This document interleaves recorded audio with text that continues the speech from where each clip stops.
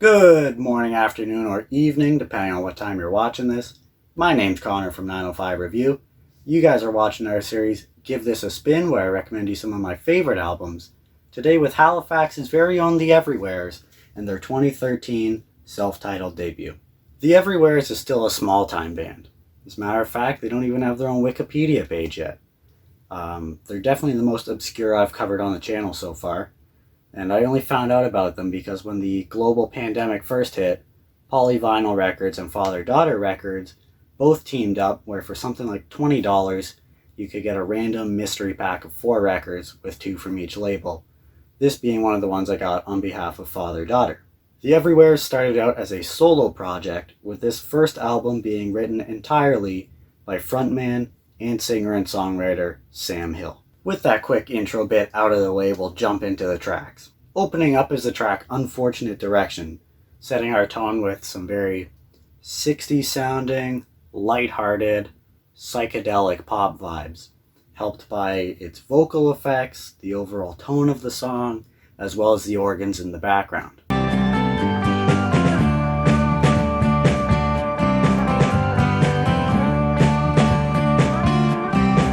After the first verse and first iteration of the chorus, we are given a brief bridge, including a guitar solo, supported by its delay.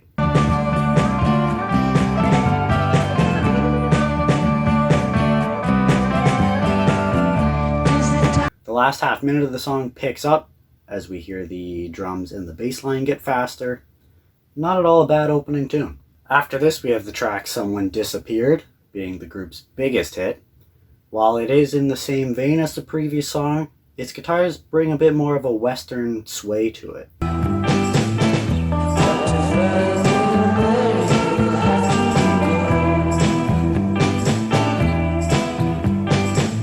It feels like it would be a great song to just coast to as the sun begins to set, and it has some lyrics in it that I particularly enjoy. The guitar solo at the end of it is a great touch that really wraps up the song nicely.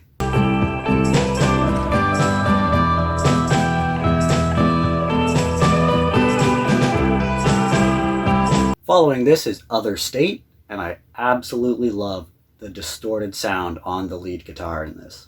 It's got a nice spacey sound to it, I want to say, and it carries the song really well. I also particularly enjoy the way it descends in unison with the vocals to end each verse.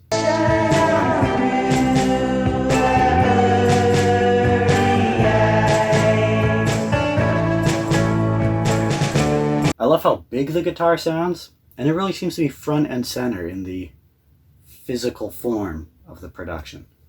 Certainly a solid tune. Closing the first side of the album, we have the track Watch It Grow. It leads us in with this marching pace as it allows the guitars to just sing away.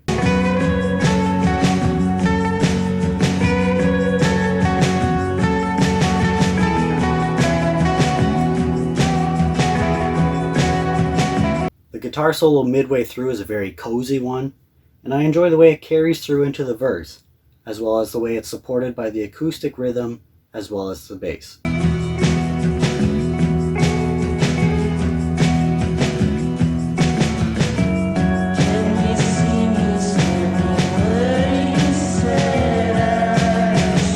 Starting the second side, Cold Curator Sings, is a nice, soft, but upbeat tune. It's got a nice driving drum rhythm to it, and I love the way the 2 guitars, each panned to a different side, feed off each other, each playing off different beats as opposed to simultaneously.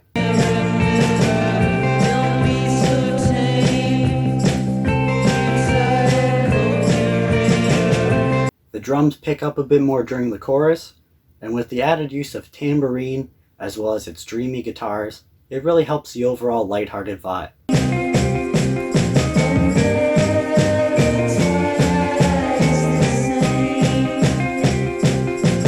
The 6th track, Strangers Below the Wire, starts off with this constant organ and guitars rambling their way.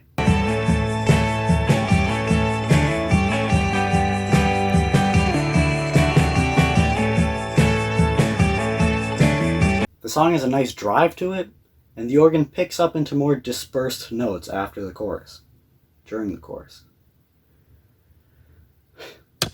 The song has a nice drive to it, and the organ picks up into more dispersed notes during the chorus. I think I stuttered a little bit.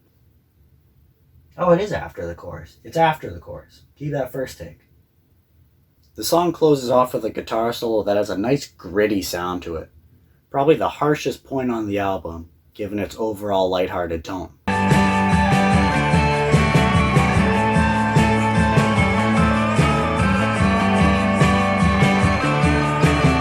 I am quite fond of it though, and this leads the rest of the instruments to slow down and let up as the song begins to fade out before it starts playing in reverse. After this is the track Easy Bells, and it's easily the hardest rocking song on here.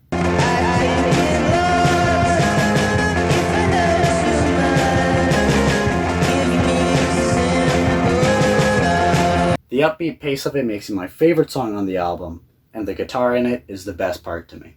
A little past midway in the song, it all breaks down into a much slower portion, though the drums still hit just as hard.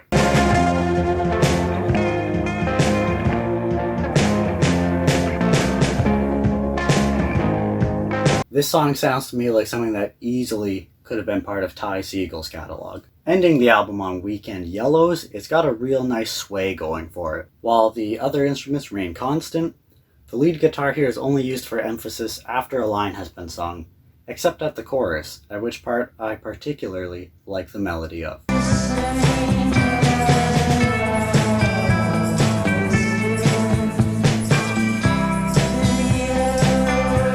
Later on, an additional reverberating guitar is added in the back for extra emphasis. While I do enjoy this song, it hardly feels like an album closer.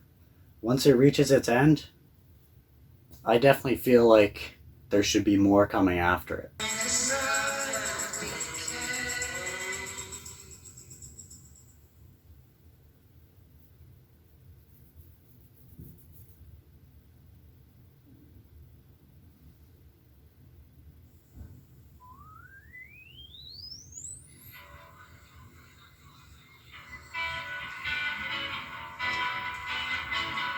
This is just them live. Hey, I tried to pause it. Alright, well, you're being slow and frozen. Here we go. That's exactly what I mean. I was definitely waiting for another song to come on, even though I knew that was the last song.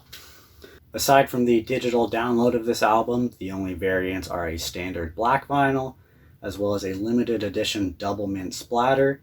Both are available on the group's Bandcamp, as well as Father-Daughter Records, and will be listed in the description below. It's unclear what the future holds for the Everywheres.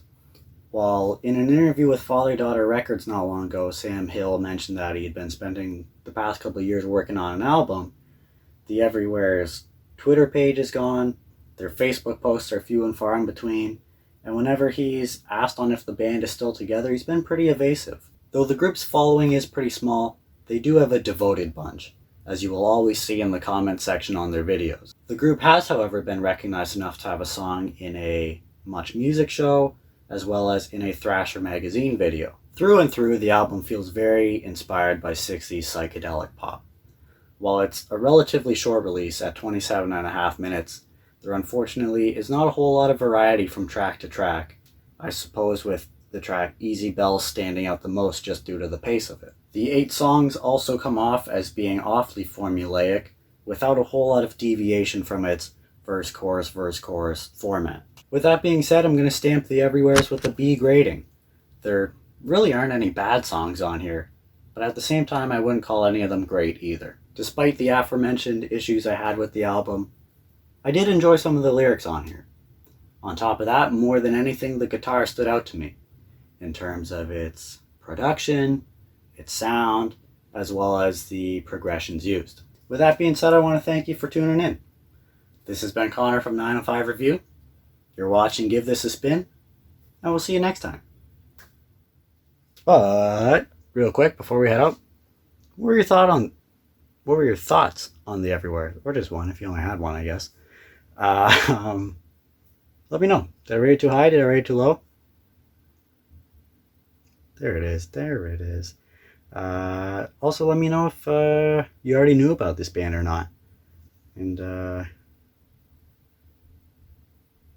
I got nothing else.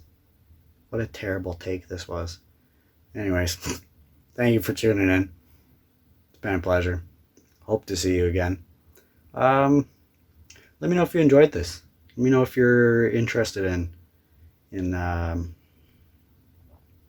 lower reputation artists like this, or if you'd rather me stick to the big ones. We'll see. We'll see. Share your thoughts with me. Any pros, any cons. And appreciate you tuning in.